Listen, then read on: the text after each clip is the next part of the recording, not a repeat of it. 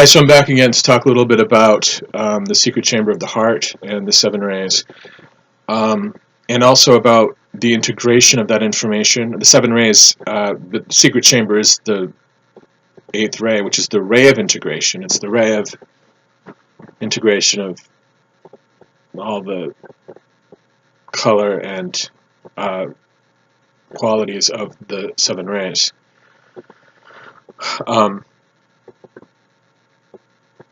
But what I want to say in advance of discussing that a little bit is,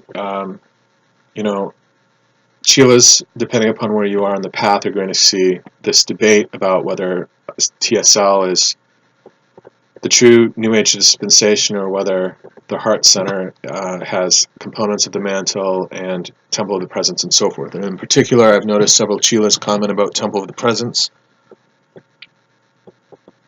I've had conversations with people who say they've heard firsthand from Mother not to listen to the Temple of the Presence teachers. Now, I think what that was, first of all, Mother's words are really in a continuous state of update. That's the miraculous part of the messengerial mantle. Mother could have said something, in the 70s and then changed her mind additionally, or new information arose and it was no longer, that component of the information was no longer valid. It doesn't mean that she is not the messenger at all. So, if Mother said that the teachings of Temple of the Presence were not appropriate, then it's possible that they weren't appropriate for certain people under certain conditions. I'm not saying everybody should bail and go and study Temple of the Presence at all. I'm saying that I believe that as the anointed representatives of that particular church, that particular organization, that the Temple of the Presence is a temple within the Summit Lighthouse. Whether or not people agree to that is in their human flawed capacity is another question. But that's how I see it. And I think that the Heart Center comes out with good information. I don't think that it's not possible to be at the level of attainment of Elizabeth Clare Prophet, however, and I don't know that the people at the Heart Center necessarily understand that their guru cannot possibly be at the attainment of Elizabeth Clare Prophet. It's just not possible. You might be a brilliant teacher. He might be at a certain level of attainment. Just as the shearers are at a certain level of attainment, but there's a ceiling. You can't get higher than a certain point. I'm not saying that nobody ever gets higher than Mother, because if you study my other teachings, you realize that Mother is Brahma Guru. That's from the Blue Lotus dispensation. That was imparted to me, revealed to me through an inner understanding that there are three kinds of guru. It could be that the Heart Center gurus are Shiva gurus. I haven't really looked at that yet. But there's Brahma, Vishnu, and Shiva guru. There are three levels of initiation when it comes to guru, basically. But Mother reincarnates as a higher karmic evolution of her own self. So that's important to remember as well. But the people who are coming out with information saying that they are the new Elizabeth Clare Prophet, that's not accurate. They're not at that level of attainment. That's just the reality of the situation. So in Mother's church, Mother is continuously bringing her own self into being.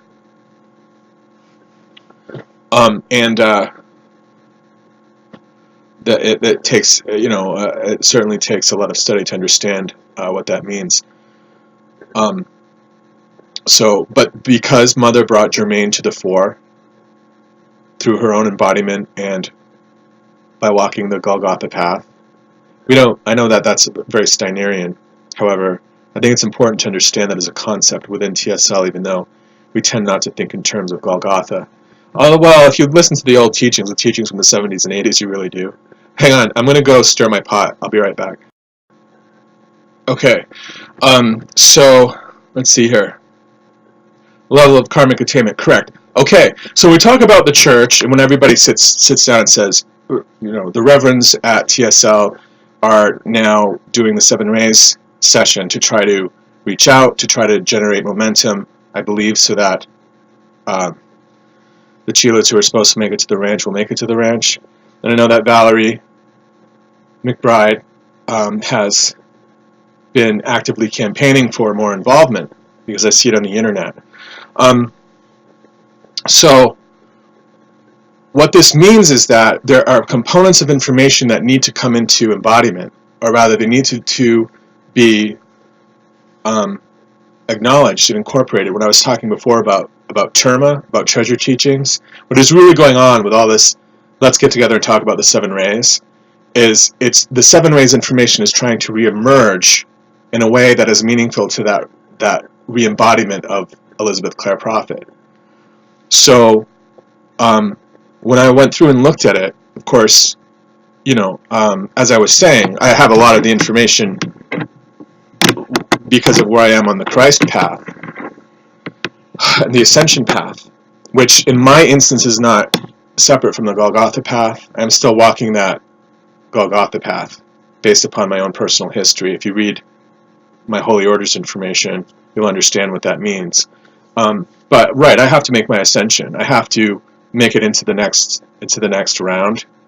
I do need a place at the ranch, and I also need to have freedom exterior to the ranch, but I do need to make it to the ranch as part of my path. That's part of my dedication to Holy Orders. So we're talking about, let's see, what were we talking about?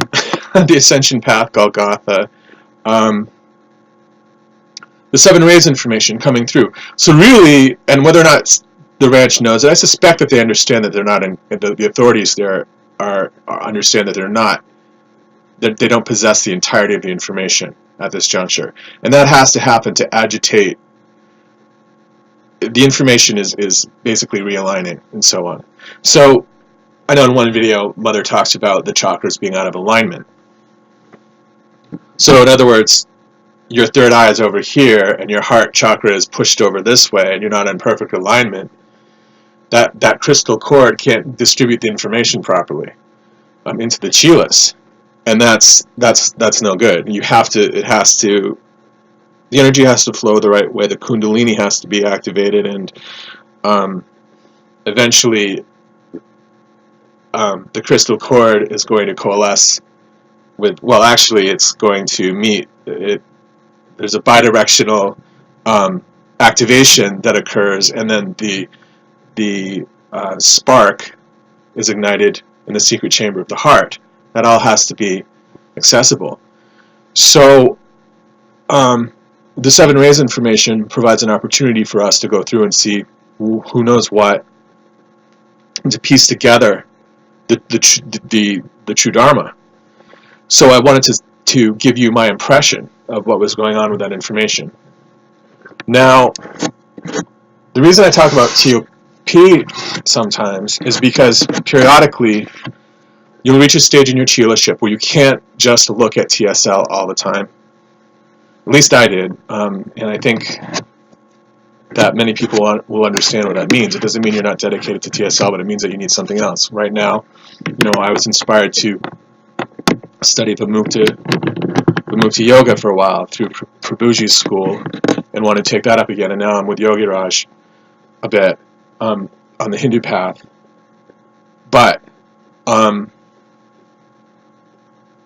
really, what's happening with the 7 rays information? What was I saying before about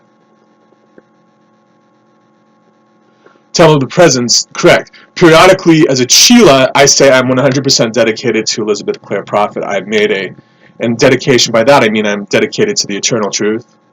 And for me, because Elizabeth Clare Prophet is Brahma Guru, I am dedicated to her as Guru. This does not mean that it's idol worship, and it doesn't mean that I don't look in other directions. It means that she was the first Guru to initiate me as a Chela on the Golgotha path. So I always see Mother first, and then I will see these other Gurus. And it might work. I'm sure it works a little bit differently for other people, because not everybody is balancing karma at the same rate, or in the same way, even necessarily. But for me, there will never be another Brahma Guru other than Mother. Yogi Raj, as advanced as he is, I believe Yogi Raj is an embodiment of Moses, Lord Ling. I do believe this. But he wasn't first for me. Mother was first for me. So Yogi Raj to me is a Shiva guru. He is a valid guru in embodiment now, who is not my first guru. So I know that he's valid. I know that he is walking on the Christ path. It's that he's not mother, and so he is Shiva guru. Brahma guru and Vishnu guru is the Chila, who makes it really for mother's embodiment. And the Vishnu guru, in my interpretation, actually has more embodiment than the Brahma guru. Although Brahma is Brahman, great, and so forth. It's not really the same thing as Brahma, Vishnu, and Shiva. I'm using those as 3 points on a spectrum.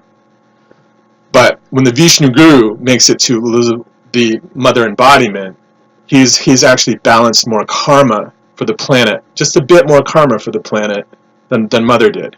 But mother is always Brahma guru because she was the first to initiate Germain. And I can explain that additionally to people who need more information about that. So, with this information about the 7 rays, as we're looking at all of that, as I said, you want information about the 7 rays, you look at Elizabeth Clare Prophet online, read and follow exactly what she says, write it down, understand it, understand the association of the colors and the crystals, the energy of those masters, the particular dispensation of those masters, and so on.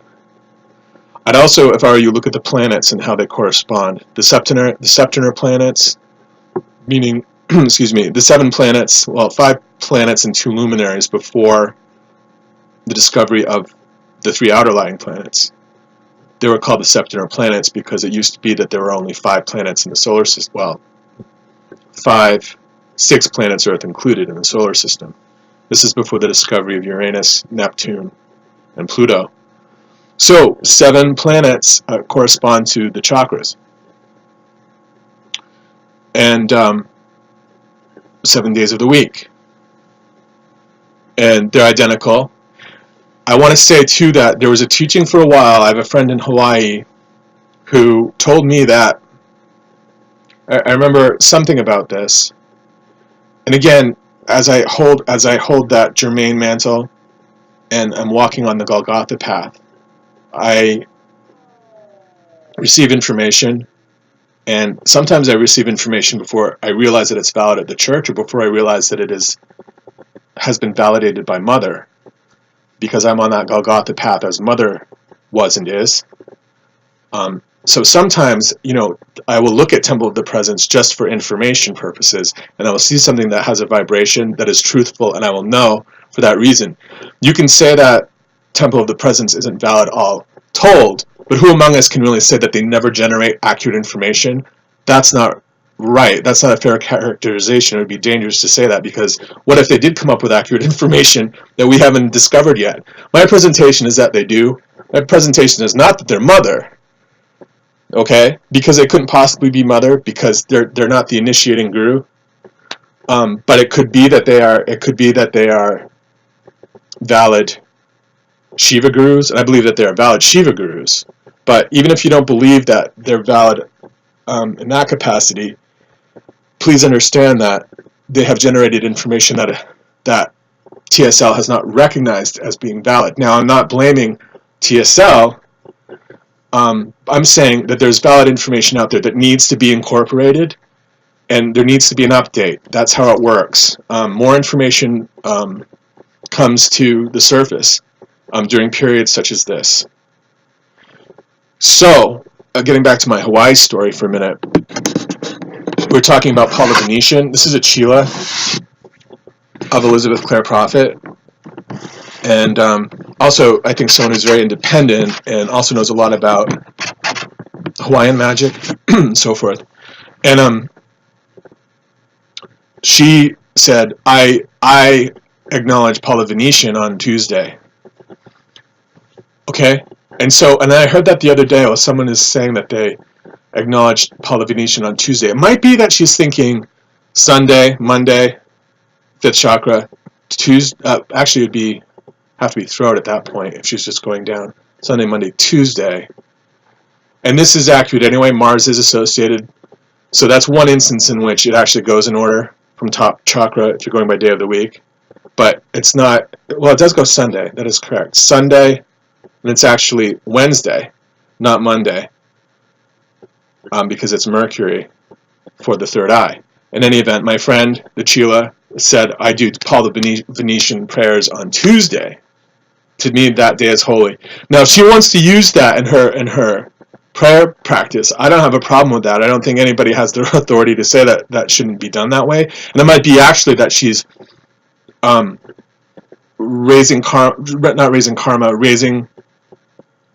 initiating new paths by changing up by changing hierarchy a little bit in her own spiritual work, and I would venture to say magical work as well. And I think that is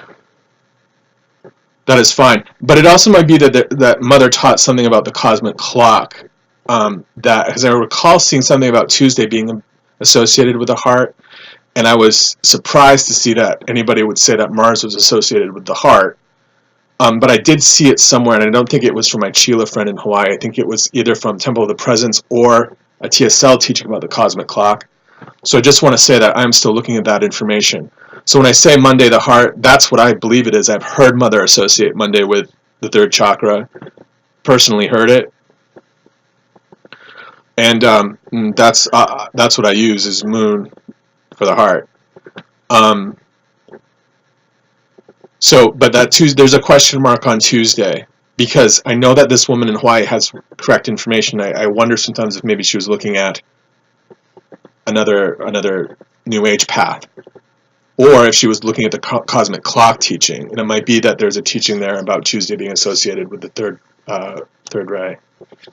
Okay, but when you get online, definitely study the seven rays teachings, which I have made available to everybody by reposting them from the ranch. But the question remains about the secret chamber of the heart, because when I looked at the information online, two things happened. One is that the Reverend wasn't saying that the secret chamber of the heart was associated with the ruby ray. The second thing is that nobody really knew that. And the third thing is, when I went to verify that information, I had to dig. And not only did I have to dig, and this might be interesting to people who want to know about the messengerial mantle and who want to know more about my Holy Order's mission as someone who is taking a look at all the chakral law, chakral colorations, and our interpretation of hierarchy. This is why I bring it up, just to sort of make sure that we remember if this is meaningful information. I received information about the ruby ray angels first. I'm like, well, where's all the information about the third ray and about the ruby ray? Because I always associated the ruby ray with the heart, even though the color, rather with the secret chamber, even though, well, let's think for a minute. Secret chamber, ruby ray is secret chamber. And even though it's peachy gold, the color of the ray chamber is peachy gold, it's actually the ruby ray. So Buddha of the ruby ray is emanating from the secret chamber of the heart, okay? I had to dig for the confirmation, but when I read the Reverend, didn't even have access to that. I know that she has valid information, but so there were components, bits of the information when I checked at TSL that were missing and not accurate. So you should understand that the ruby ray, the ruby ray angels do live in caverns. They live below Royal Teton Ranch in the earth, in caverns in the earth. And of course, you invoke them. They're powerful, good angels. But the teaching, if you will, or the information was concealing that the ruby ray is really an emanation of the secret chamber of the heart. And I'd like to bring that back to everybody. And I'd also like to remind everyone that the Maha Chohan is the Chohan of the secret chamber of the heart, because the material, I knew this as having been a Chila and studying for a long time. But when I went to verify it and say, well, is this really TSL, or is that something that I'm getting actually from Temple of the Presence over here?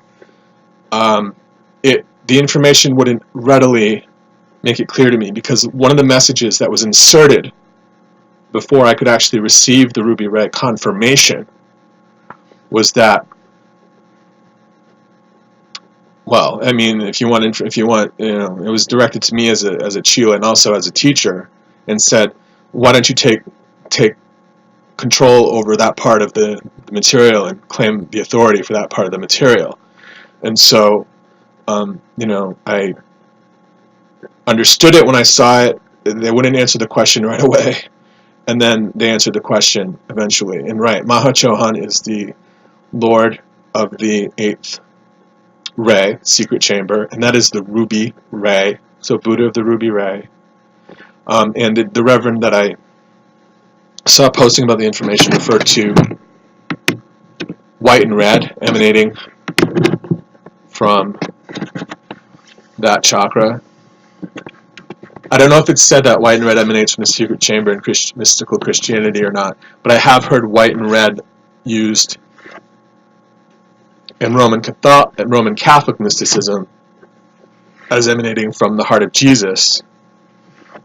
And so there is that is in the material as well, white and red. And when you read about, I know that about blood and water already, but I mean, when you read about white and red, for instance, in the American flag, red is sort of, I think probably like, red is passion and fervor, and white is mercy. So it's those two energies that are competing and both necessary and combined as well. I'm not saying that's not valid, but I am saying that, yeah, the Ruby Ray is, yes, it is beneath the ground at Royal Teton Retreat. It emanates from Royal Teton Retreat in Montana, and the Ruby Ray angels dwell there. But the Ruby Ray is also through the body as an emanation from the secret chamber. And the Mahachohan is Lord there, and it is the ray of integration. And we say the heart, we actually say concentration when you're studying, in addition to the septenar planets.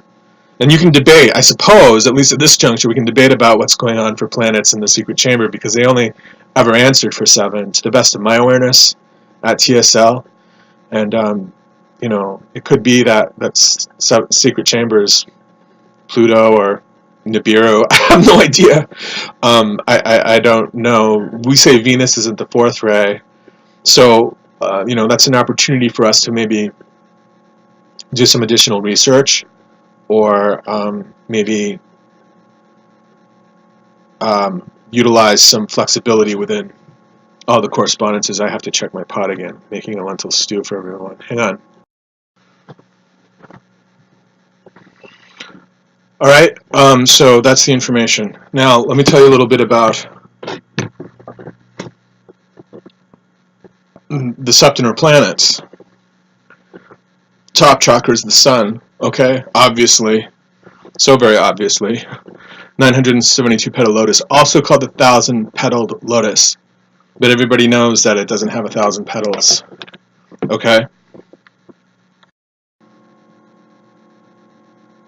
Okay, so more information for everybody. The sun, so it's 1,000-petaled lotus is what we call it. Going down one, you have the third eye, which is Mother Mary and Raphael. Raphael, in Gnostic thought, at least in my teaching, is associated with Mercury, and I've never heard anyone make a convincing presentation to the contrary. He's the healing angel, and for those of you who care, it's depicted in the Bible that he carries a staff and a bag of fish, or a couple of fish. Third eye, Mercury. Moving down one, the ray. El Moria ray is Mars, which is power. Moving down one, the heart, is the moon. Monday is the day on which you feel the most love. Moving down yet again, is nada at the solar plexus. We're calling that Jupiter. Okay. If you need a way to remember that, I suppose Jupiter is a higher octave. No, wait, Jupiter is not a higher octave. Well, it's the greater fortune in astrology. So it's fortunate that Nada is there, because Nada assists Chila's. Nada used to be a lawyer in Atlantis, and had a lot of experience with being one of many children, and caring for people. And there's a secret ray, which I will get to.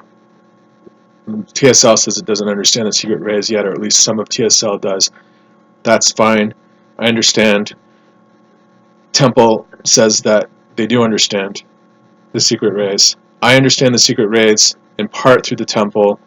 The fourth secret ray is the ray of necessity, and I've taught about that already. But I mean, if you check my videos, and then on the other ray here, the solar plexus, that really is kind of the ray of necessity in a way. And it is called the point of peace as well.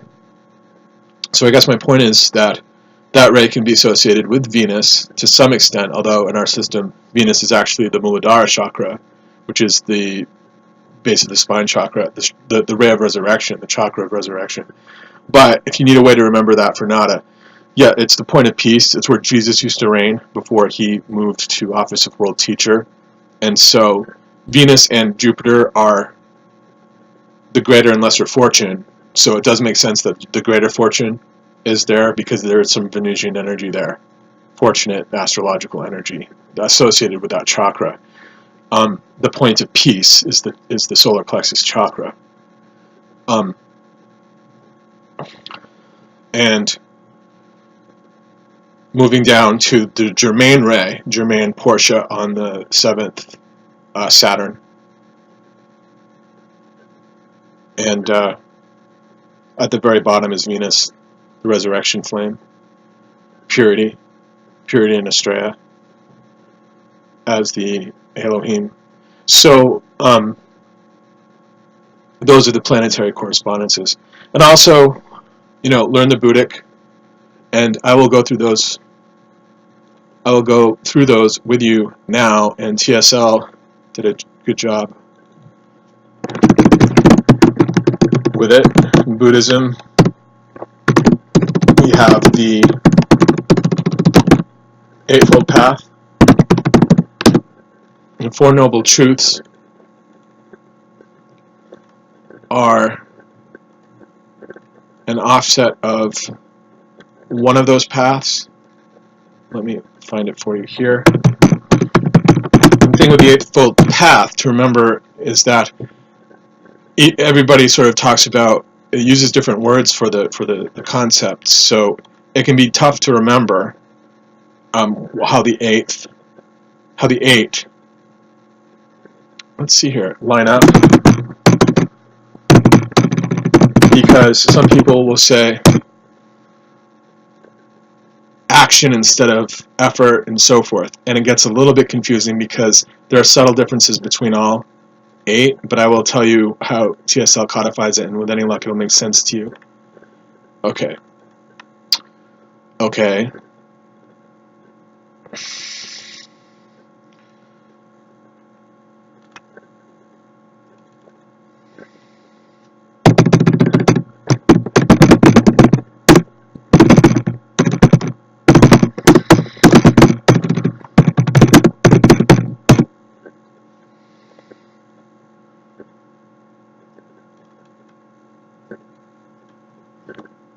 I know it's here because it's on my site. Hang on.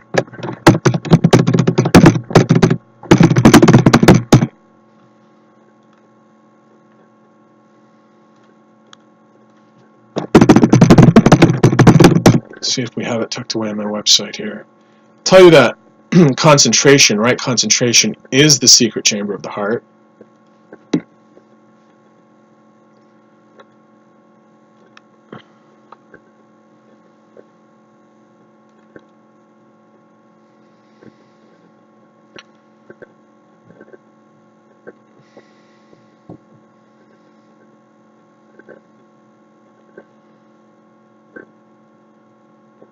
Okay.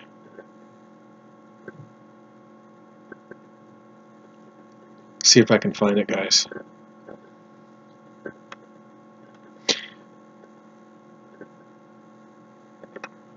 Move, please. Okay. So let's see.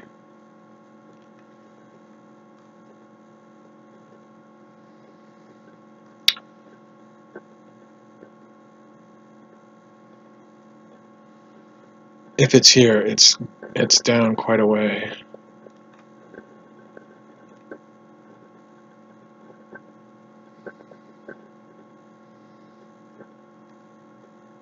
Okay.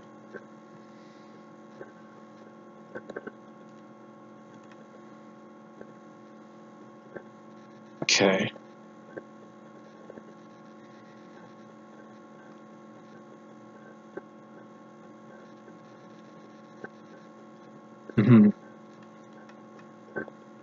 I did say Sanam Kumara earlier when I was referring to the other Kumara that people are talking about right now. And it's information I need to take a look at. Let's see.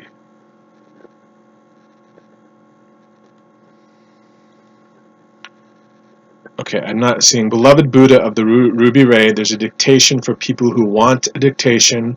Volume 31, number 69.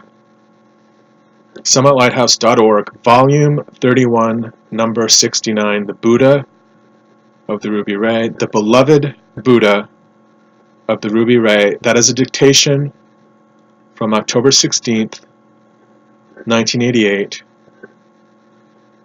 Freedom 1988 conference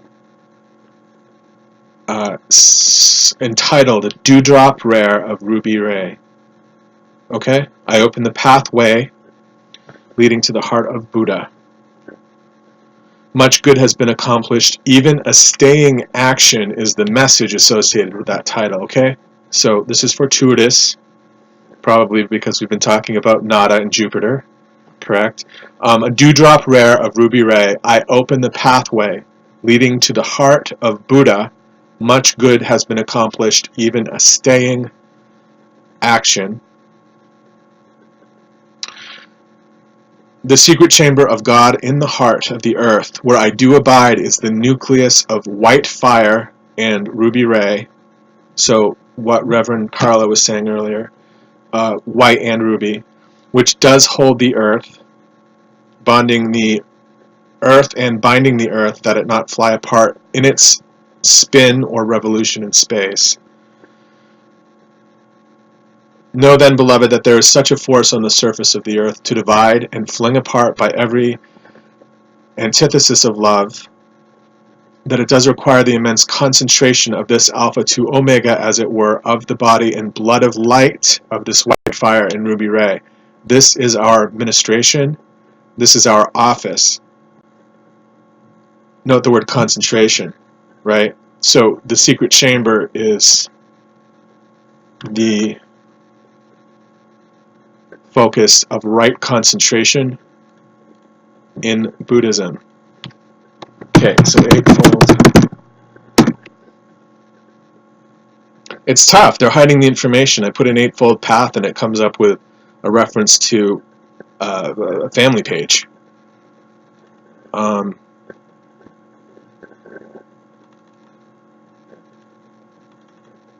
You know, I think that if you look for chakras, you might come up with some better information. Okay, if you do a search for chakra, I want you to click on Gautama Buddha, the Eightfold Path, and the chakras. You're going to come up with the following information. Remember how I said that it can be confusing because is it right action, is it right effort, is it right will or intent, whatever they're saying in translation. Use these if you can, although you're going to find the same principles in the other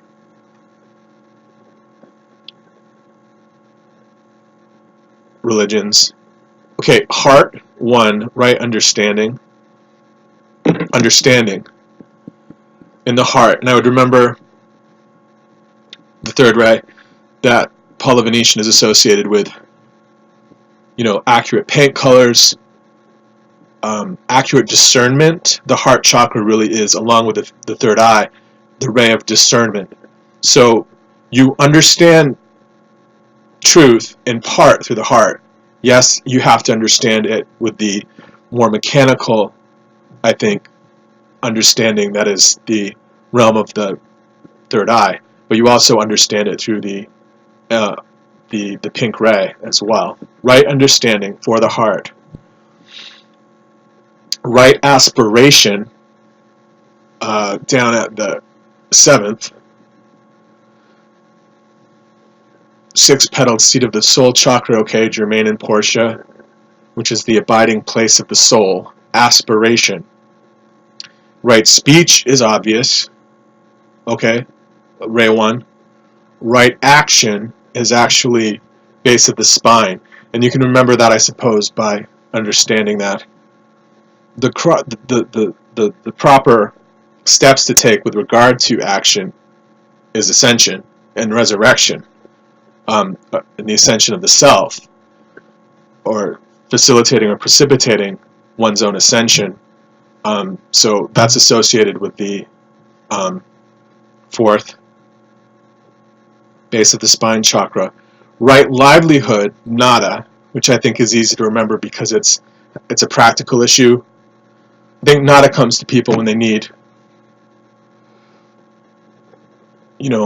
basic things equivalent to food or spiritual food, or a way out of a dangerous situation, or an awkward path, or a cumbersome path. So right livelihood, well, livelihood is how you really make it in the world, and that has to be balanced appropriately as well. That's a practical consideration, and so I think that it's appropriate. That's a point of peace issue. Right effort is the 5th ray, okay, the emerald ray, which I remember Mother talking about how when you're concentrating on something, although concentration is the eighth ray in Buddhism, when you're concentrating, you knit up your brow. That's your fifth eye, your 5th ray at work, your 3rd eye at work, because you're exerting an effort. You're exerting effort. So that's why, right, that's how to remember right effort for the 3rd eye, the 5th ray. Right mindfulness is an easy one, like the 1st ray is easy to remember. Right speech. Right mindfulness, because it is the mind. And then right concentration is the secret chamber of the heart. Okay, so I will go through those with you again. Eightfold Path of Gautama Buddha. First, but we're not talking about the ray order, how they're setting it up here. We're talking about right understanding is the heart, also called right view, okay? The second is right aspiration, right thought or right resolve, and that's the seat of the soul. Third is right speech, okay? 4th is right action or right conduct, which 3rd is right speech. It's the 1st ray that is right speech. They're going in a different order here, but I don't want to confuse you. The chakras are still the chakras, the regular enumeration. So right speech, right action, base of the spine, right livelihood, nada, solar plexus, right effort, 5th ray, right mindfulness, top chakra, and 8th is right concentration, or also known as right absorption. So they did a good job because they're using the terms that other paths use. And right, these 8 points of self-mastery are the endowment of your Holy Christ self. A little bit of information to supplement.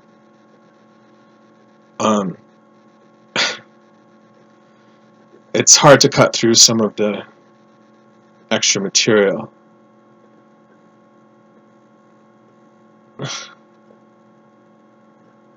I mean, there's a lot of time taken up talking about, unlawful sexual intercourse and that sort of thing.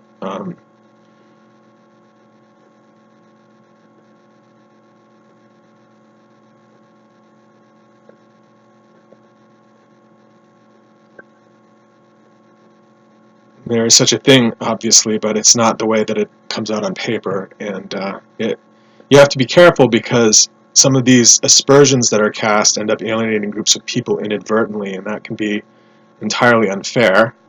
And I can lecture you a bit on the words of red in the Bible, things that Jesus never said, and things that he did say, and some of what's taught by mainline Christian preachers, unfortunately, infiltrates some of the CUT information. And it's a shame when it does, but it does happen periodically, and it's really the role of the ranch to keep that information out, and they do a good job for the most part, but it does need tweaking, definitely. So anyway, getting through that, and right. So paths of east and west, but when someone was posting to my board a little bit about 8 points of self-mastery, and I wanted to say something about the deathless solar body because that person was talking about the wedding garment, and right, as you put on these attributes in daily striving and attentiveness to the precepts of the law, you are putting on the robes of righteousness of your true self. You are putting on your deathless solar body, which Jesus referred to as the wedding garment. You weave this wedding garment by the practice of these 8 right attitudes. And before we stray too much further off the path of eightfold path, off the eightfold path, I want to talk about the Four Noble Truths, which is associated with the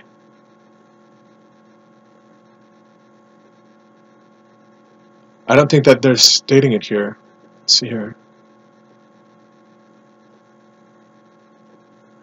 They're not. TSL isn't stating it yet, but I will tell you that the Four Noble Truths is actually associated with one of the paths, and I will get that to you in a minute.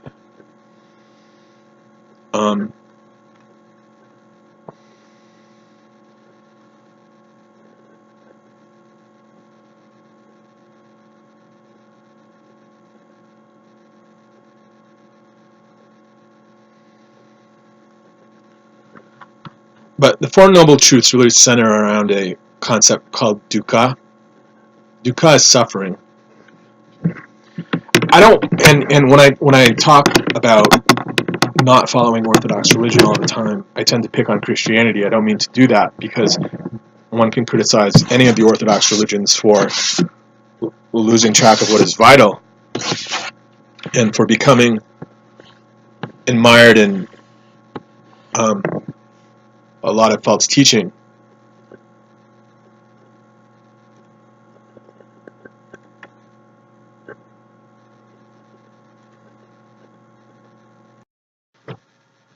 Okay, so Four Noble Truths.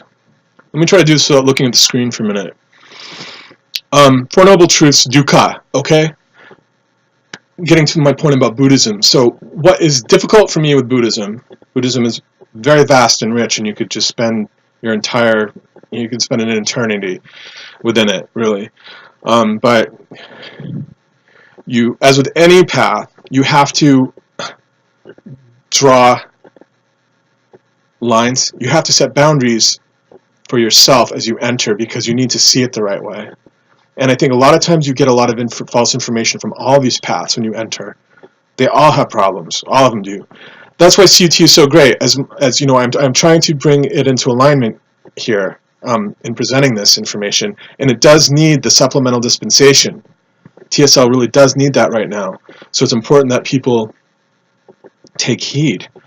However, the great thing about CUT or the Summit Lighthouse is that you can enter it in a way that is recognizable to your inner self, and because it opens up for you, once you sort of beat down the door a little bit, then it will you will be brought right into the inner sanctum, effectively. While Buddhism can be difficult because of some teachings that are awkward to explain to other people, for instance, teachings with regard to ego. First of all, that comes through awkwardly in translation. Secondly, yeah, it is about losing ego, as I taught in my other lesson, but we also do need ego. We need ego as well, and I think Buddhism loses track of that sometimes. The other thing that I think where Buddhism fails is with regard to suffering.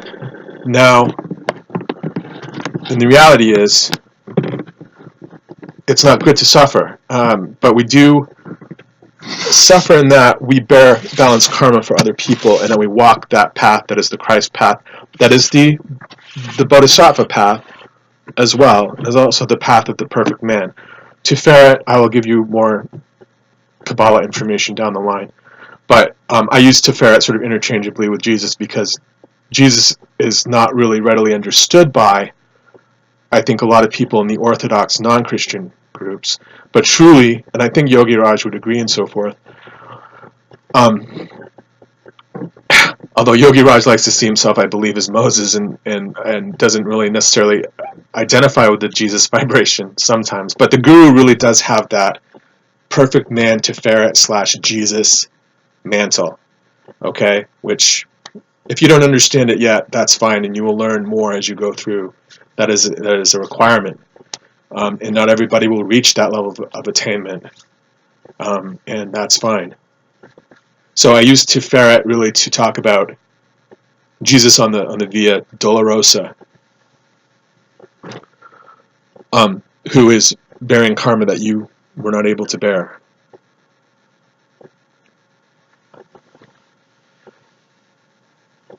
Suffering. That's what we're talking about right now. Is the Four Noble Truths. So it's called dukkha, and it does mean suffering. It means suffering that we don't want to endure in life, and it's not pleasant. But with Buddhism, I think that Buddha is trying to guide us to understand how to manage that suffering, how to recover from it, probably how to have enough strength to avoid it when possible, but developing wisdom with regard to suffering. And although you might not think about it on a day-to-day basis, in your time of need, when you feel abandoned or when you are abandoned, you have to understand the Buddhic principles, because you will come out of it. So Buddhism, in addition to not just being about losing your ego, it's about more than just losing your ego. I'm simplifying, but it is a problem when they say don't have an ego in Buddhism, because people don't understand what is meant by that. But how to manage suffering is important, but it really is how to manage suffering. It's not, the message from Buddhism is not life is suffering necessarily. It's also how to deal with suffering. It's vitally important that we know how to do that. So dukkha, D-U-K-K-H-A, is suffering. This is the fourfold. These are the Four Noble Truths. First truth is that there is suffering. There is suffering. Like, recognize it when it happens to you. Something horrible happens. Horrible things happen in this apartment all the time. And I'd invite people who don't understand my situation with the legal effort underway, or that should be underway. I'd invite people to understand what that means. But bad things happen in this apartment all the time, and this suffering occurs here all the time. But you don't wallow in it. You have to move on from it. You have to pick yourself up and so forth. So Buddhism will remind you of that. There is suffering as the first truth, that there is suffering in the world. The second truth is that there's a cause for suffering. Suffering arises for a reason. So, and I do agree with that. Suffering arises for a reason. Let's not blame it on ourselves all the time. Let's blame it on the fallen angels when it is the fault of the fallen angels, and when it is our own karma, not from long ago before I was aware, or before, when I lived in the 17th century, I mowed someone down in a fit of rage. Let's be practical about it. If it is our own karma, it is our own karma. And let's identify the cause so that we can avoid it in the future. So there's suffering, there's a cause for suffering. Suffering will end. That's the other noble truth. And there is a path out of suffering. Those are the four noble truths of Buddhism. There is suffering, there is dukkha, there is a cause for dukkha, there is dukkha will end, the suffering will end, and there's a path out of it as well. So it's vital that those Four Noble Truths are understood in association with this ray work that we're doing right now. And let me tell you a little bit about